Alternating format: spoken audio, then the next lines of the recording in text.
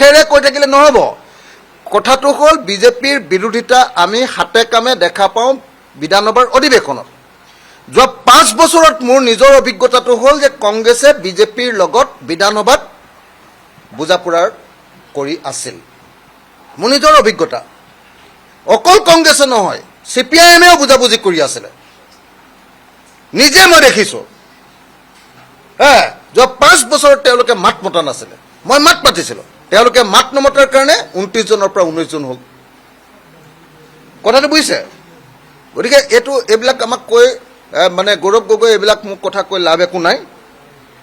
কামে কাজে তেওঁলোকে বিজেপিৰ বিৰোধিতা প্ৰতিপন্ন কৰক মানে বিজেপিৰ বিৰোধী যদি হয় বিজেপিক হৰুৱাবৰ কাৰণে ভালকৈ কাম কৰিব লাগে বিৰোধী ঐক্যমঞ্চটো ভালকৈ কৰিব লাগে বিৰোধী ঐক্যমঞ্চটো ভালকৈ নকৰে ইলেকশ্যনৰ আগদিনা 20 তাৰিখে মই নমিনেশ্যন দিছোঁ 19 তাৰিখে ৰাতি 11টা বজাত ডিক্লেৰেশ্যন যে আমাৰ মাজত বুজাবুজি হ'ব ইলেকশ্যনত জিকিব নেকি কোনোবাই তেনেকৈ 3টা গগৈয়ে কোনখন মিটিং কৰিলোঁ মোক দেখুৱাই দিয়ক 3টা গগৈয়ে কৰা এখন মিটিং মোক দেখুৱাই দিয়ক খুৱাংখনত আকস্মিকভাৱে যোৱাৰ বাহিৰে